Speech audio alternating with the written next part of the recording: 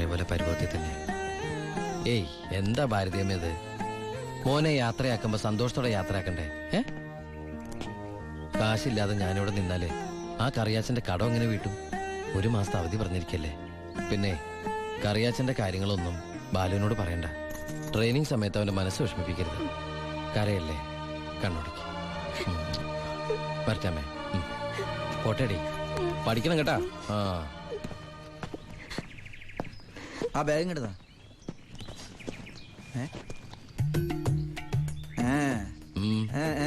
എന്താ കണ്ടില്ല, യാത്ര പറഞ്ഞില്ല അല്ലേ? ആ ബാഗ് എടുത്തോണ്ട് ആ അതേ വന്നല്ലോ. ഇങ്ങനെ കണ്ടിട്ട് എന്തിനാ? വരട്ടെ.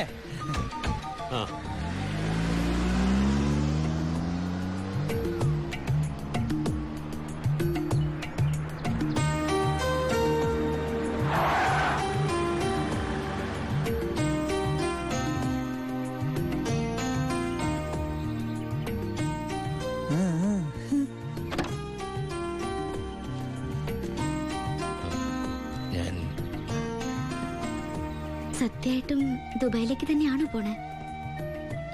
സത്യമായിട്ടും. ശരിക്കുള്ള ദുബായിലേക്ക്?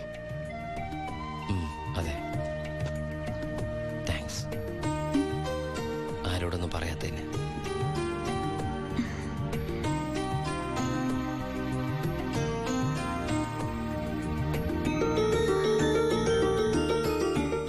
ഞാൻ വരും.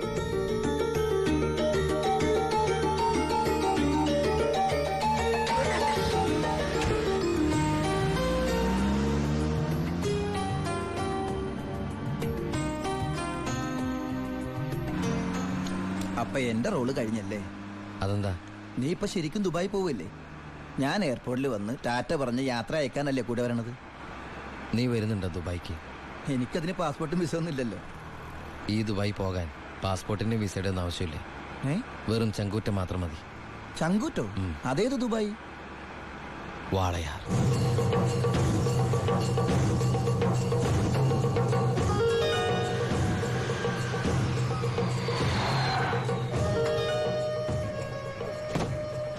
ഇങ്ങോട്ട് ഇറങ്ങണ.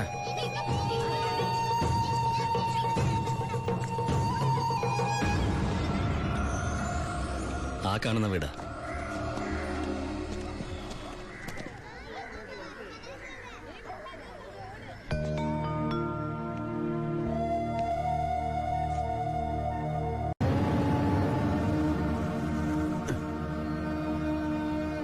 ശിവ,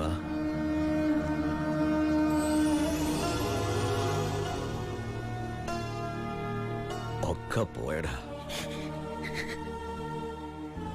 ഇവളുടെ കെട്ടുതാലി വരെ വിറ്റിട്ട അവസാനമായിട്ട് നിന്റെ വീട്ടിലേക്ക് പണം അയച്ചു.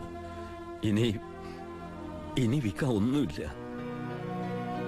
നീ പോയ ശേഷം ആകെ ഒരു രാശിക്കുറവാ. ഒരു ലോഡ് പോലും മനസമാധാനത്തോടെ കടത്താൻ പറ്റിയില്ല.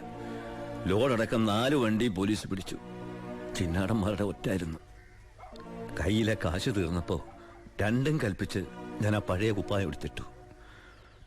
ലോഡുമായിട്ട് വരുന്ന വഴിക്ക് മുന്നിൽ പോലീസ്. ഞാൻ ലോറിയിൽ നിന്നിറങ്ങി ഓടിയതും എതിരെ വന്ന ഒരു കാർ എന്നെ ഇടിച്ചു തെറിപ്പിച്ചത് ഒരുമിച്ചായിരുന്നു. ഇടിച്ചതാണോ ഇടിപ്പിച്ചതാണോ എന്നറിയില്ല. പിന്നൊന്നും ഓർമ്മയില്ല.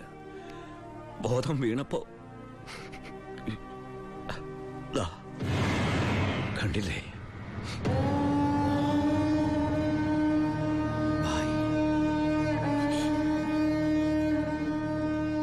ചികിത്സയ്ക്ക് ലക്ഷങ്ങളായി. വീടൊക്കെ ആ വഴിക്ക് പോയി. കാലു പോയതോടെ ഞാൻ ഒന്നിനും കൊള്ളാത്തവനായി. വെറും വേസ്റ്റ്. വണ്ടി ഓടിക്കണമെങ്കിൽ വലതുകാല് വേണ്ടടാ ആക്സിലേറ്റർ ചവിട്ടാൻ. പോലീസ് വരുമ്പോ ഇറങ്ങി ഓടാനും വേണ്ടടാ കാല്. ഞാൻ ഒന്ന് ട്രൈ ചെയ്യാന്ന് പറഞ്ഞതാ, പക്ഷേ അപ്പൊ സമ്മതിച്ചില്ല. ഇവൻ എന്തെങ്കിലും പറ്റിയ എനിക്ക് സഹിക്കാൻ പറ്റൂടാ. ശിവ, നീ വന്ന വിവരം വാളയാറ് മുഴുവൻ അറിഞ്ഞു. നിനക്ക് സുഖമല്ലടാ? നീ ഇനി എപ്പോഴാ തിരിച്ച് നാട്ടിലേക്ക്? ഭായി നിലയിൽ തനിച്ചാക്കിട്ടോ. തൽക്കാലം നാട്ടിലേക്കില്ല. പിന്നെ നമുക്ക് വീണ്ടും ഒന്നേന്ന് തുടങ്ങിയാലോ ഭായ്?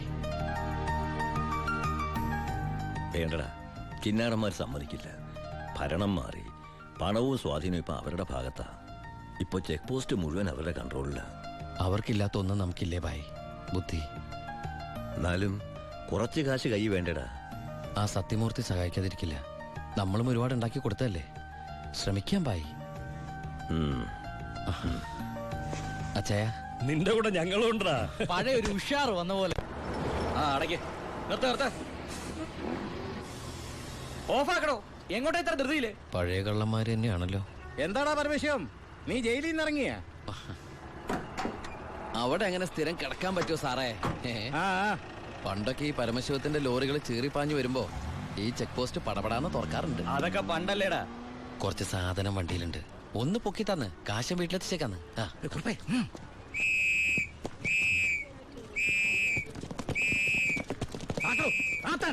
ഞാൻ പറയാതെ ഒറ്റ വണ്ടി കടത്തി വിടരുത്. എന്താ സാർ പ്രശ്നം? എന്താ നിനക്ക് അറിഞ്ഞൂടാ?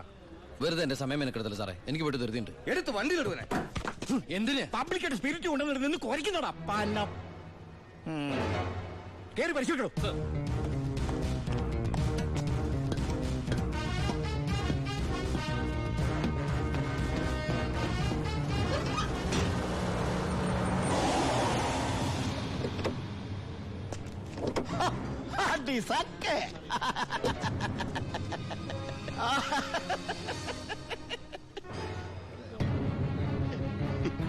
എന്തായടോ സാറേ? ഇത് വെറും വെള്ള.